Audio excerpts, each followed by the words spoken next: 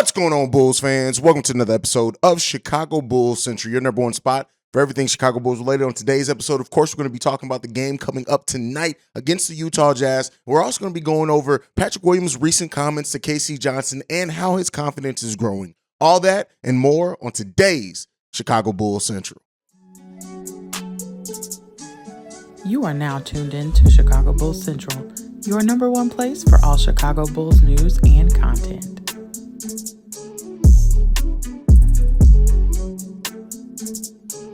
All right, Bulls fans. So the Bulls face the Utah Jazz tonight in a matchup that I know a lot of Bulls fans have had circled on their calendar. It seems like Patrick Williams, with his comments, also has that circled on his calendar. But this is going to be a big test for the Chicago Bulls as they face another towards a winning team, right? The Jazz have lost 7 of their last 10. And so they've dropped further down in the standings. At one point, they were leading the Western Conference. I think they're now currently seated as the 8th seed in the Western Conference, just showing you how crazy that conference is going to be from top to bottom. But they do face the Utah Jazz tonight, and this is going to be a big test for a couple of reasons for the Chicago Bulls, and we'll get into that for a second. So Alex Caruso's listed as questionable right now. Looks like he missed Sunday's practice with a mid-foot sprain. But considering that it's not listed as doubtful, it's just listed as questionable, probably going to see the pain tolerance level at shoot around and then make that decision by then. I expect Alex Caruso's probably going to play more than not, but even if he does not play, the Bulls still have enough firepower coming off the bench. Everybody else, of course, but Lonzo Ball seems to be healthy and is not on the injury report. So we have enough to weather that storm. But the Jazz are going to be missing Mike Conley, Balmero, and Rudy Gay all out tonight against the Bulls. And Lauri Markkanen is actually listed as day-to-day, but that day-to-day thing kind of doesn't mean anything. But he's listed as questionable right now. So Lauri may or may not play. Still leaning towards expecting Lauri Markkanen to play. But this Jazz team comes in as the 5th ranked offense in all of basketball. And so because of that, this Bulls team is going to have to be on their heels defensively the whole game. They're going to have to be focused. They're going to have to keep their heads on a swivel. They cannot allow some of these individual matchups to get away from them. And if they do, it's not going to bode well for the Chicago Bulls. Now, the Utah Jazz's offense is taking a little bit of firepower away once they don't have Mike Conley kind of orchestrating that offense, but they still got Lauri Markkanen, who's their leading scorer. They still have Jordan Clarkson, who we all know is a bucket and a threat to go off. Malik Beasley can go off at times. And let's not even forget, Mike Conley being out means that Colin Sexton's going to start. And while he's not necessarily the type of point guard to run the offense like Mike Conley does, he's still a threat to go off as well offensively. The matchup of Jared Vanderbilt on DeMar DeRozan, they're going to try to do a lot of things kind of similar to how our last 3 and 4 games have went with how they're going to pit Jared Vanderbilt probably on DeMar DeRozan. So that's gonna mean that that Patrick Williams is going to have to step up in his matchup with Lauri Markkanen, who is not a great defender by any stretch. Lauri started off this season having a nice uptick defensively. His defensive rating has gone way down over the course of the last 10 to 11 games or so. So with that being said, Patrick Williams is going to have to keep up the pressure.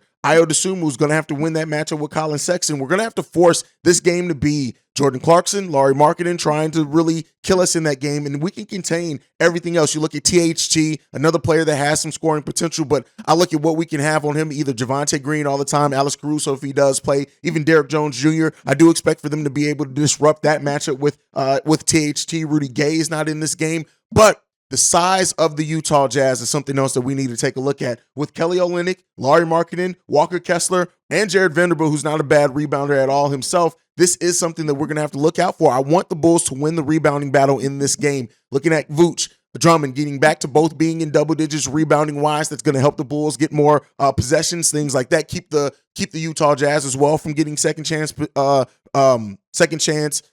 opportunities as well. As long as we can do that, this Bulls team has more than enough to handle the Utah Jazz. It's going to be a fun game, don't get me wrong, but while the Jazz are the 5th ranked offensive team in the NBA, they are the 23rd defensive team. So that means that with the Bulls' firepower, if we play well, if we limit the turnovers, which are in our control, that we can have a big offensive night against this Utah Jazz team. The reason why I'm looking at the Chicago Bulls, if they play with that defensive intensity for all 4 quarters that we've seen them do at times, didn't see it in the OKC game, we saw it in the Boston game, saw it in the Milwaukee game, saw it in that second Toronto game. If this team can keep up that defensive intensity, I trust our ability to outscore them on offense more than I trust their ability on defense to limit our scores. But we're going to have Zach LaVine locked in. Hopefully Zach, over this last 2 days, is really taking a look at some tape, maybe figured out some spots a little bit differently, some things he can do differently. We need to get back to efficient Zach LaVine, because I'll tell you what, the way that Jared Vanderbilt defends, not to say that he's going to stop DeMar DeRozan, because I don't think anybody can, but I do think that this could be one of those games where we definitely see DeMar maybe not have the most efficient first half, where he comes in and is a little bit better in the second half, or maybe vice versa. We're going to need other players to step up and take on larger roles. We're going to need another game where Vooch hits those clutch shots, right? Not necessarily threes, but Vooch hits those clutch shots. Especially one surprising stats that come out about the Chicago Bulls is that the Bulls are actually, they're like 4-2 when Vooch has 10 or more opportunities in the paint, and that almost flip-flops when he takes more than 4 3-pointers or something like that is the stat. We're going to need to see Vooch operate from the inside out in this game. And Kelly Olynyk, while a solid player, I don't think is a player that should be able to stop Vooch from doing and being efficient in that low post, as well as Walker Kessler. Walker Kessler's been playing great. He was a guy I was high on in the draft, a guy I wouldn't mind seeing the Bulls use their draft pick for, but he's a rookie. We should be able to see Vooch, Drummond, just with their veteran savviness, really kind of outclass and outwork their big men. Hopefully that's something that we can see. And as well, hopefully we go back to getting good Goran Dragic. Dragic hasn't really been what he was at one point in time, and we know he was out for an injury for a while, coming back from that, and that may be playing a part in that. But we need to see Goran Dragic back to having that impact off the bench that he was having for the Chicago Bulls, really orchestrating that bench offense. And at time, even the offense with the starters when he was out there with them, we need that going back, hitting those shots. If him and Kobe White, minus with the absence of Alex Caruso, if he does not play, can shoot the ball pretty well and effectively in this game, and Andre Drummond rebounding the way he does, and Javonte Green playing with that energy, I trust our bench way more than I trust the bench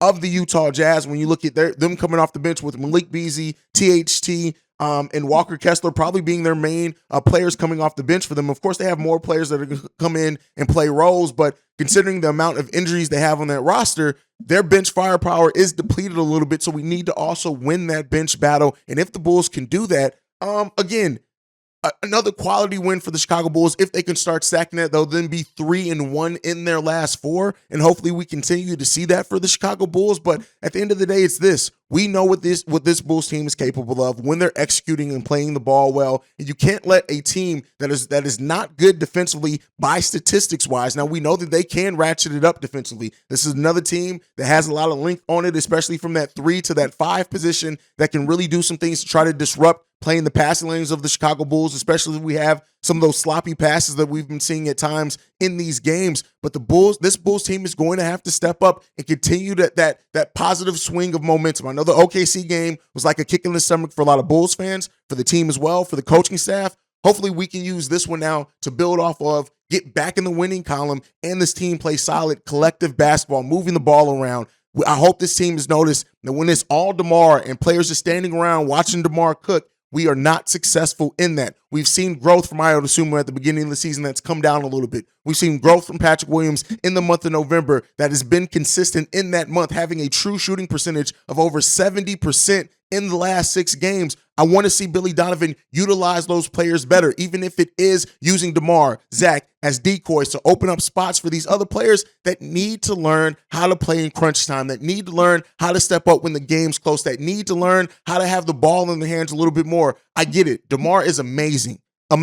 And I do not take away from that at all when it comes to DeMar DeRozan and what he's able to do. But it can't just be DeMar down the stretch. Teams know that. We've had a whole season of that last season, and teams are not allowing that like they did last season. Yes, DeMar's still going to have times in the fourth quarter where he goes on these great, efficient, and amazing scoring stretches that get the Bulls either back in games, help seal games for the Chicago Bulls, and all of that. But if we want to be a team that's going to become a playoff team while we sit out of the playoffs right now, this team is going to have to play better as a team. They're going to have to utilize their weapons other than DeMar, other than Zach. At times, they're going to have to continue feeding the hot hand. You have a player in Patrick Williams who is on a tear shooting the ball from 3. And his shooting percentages, his shot availability, a number of shots that they allow him to have in the fourth quarter drops off. It goes down from him over the course of the season. Patrick Williams has over 40 shots in the first, second, and third quarters of every game. In fourth quarter so far this season, this is all combined, Patrick Williams has had less than 26 shots. I get it. He started off the season, his confidence was low, but that confidence we're seeing build. We're starting to see him understand the player that he is and can be, and that has to be rewarded, and we need to see that as Patrick Williams' confidence grows. And, this goes into the next topic before we end the show. Patrick Williams had an interview with Casey Johnson in which he said this: "I told you I was going to figure it out. I think I'm still figuring it out, but I'm 100% locked in on being the player that I want to be. I always felt I had what it took to be a really good player in this league, but now I'm starting to feel like I have what it takes to be a star and superstar in this league. I'm kind of trying to take that role on and build it day by day." And that is the confidence that we've been needing to see from Patrick Williams for a while. And we're seeing the growth of a player. I gave you guys the raw stats and numbers and how he's just growing even in that power forward role, being a more efficient player, being just on defense and offense, understanding how to use his body physically against players that are larger in this NBA, the longer players, things like that.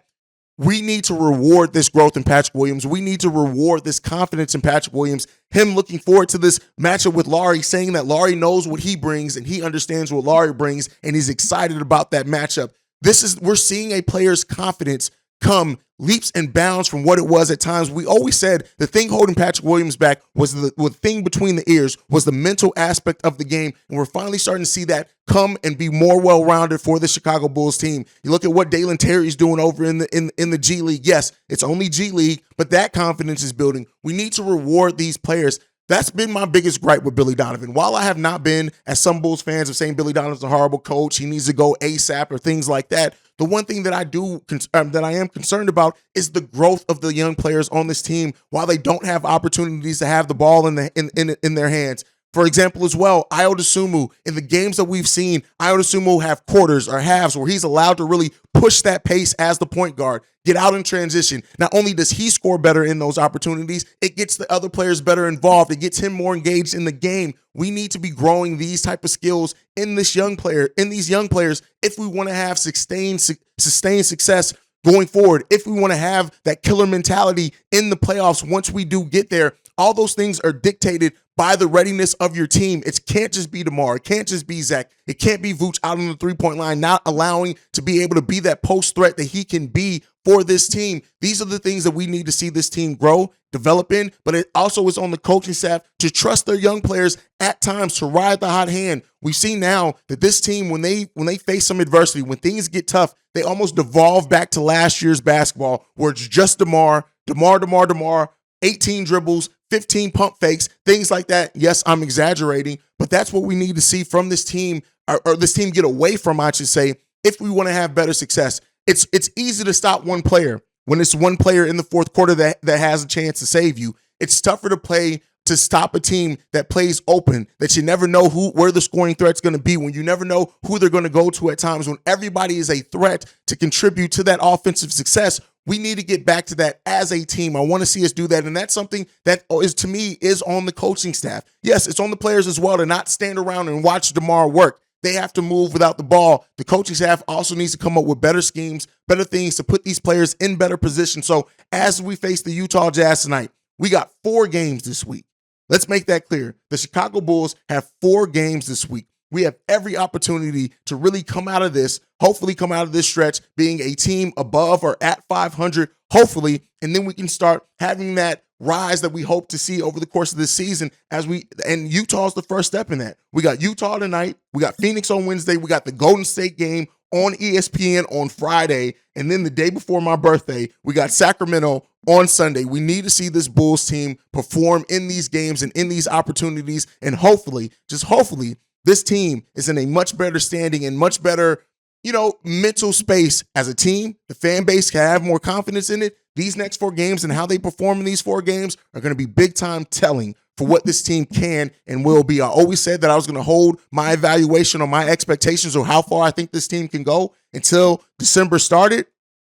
We got a few more games until then, and we're going to know what this team is and can be if they continue to face the better competition and perform better in those games. But that is it for me for today. Make sure you're following the show at Bulls Central Pod. You can send us any feedback, questions, comments, concerns, bullcentralpod@gmail.com. Lastly, if you want to leave a text and or voicemail, the number to do so, 773-270-2799. We're the number one spot for everything Chicago Bulls related because of you guys. And like I like to end every episode on, go Bulls, love you guys, and peace, y'all. And see red, because it's game day. Go Bulls, y'all. This has been a presentation of the Break Media.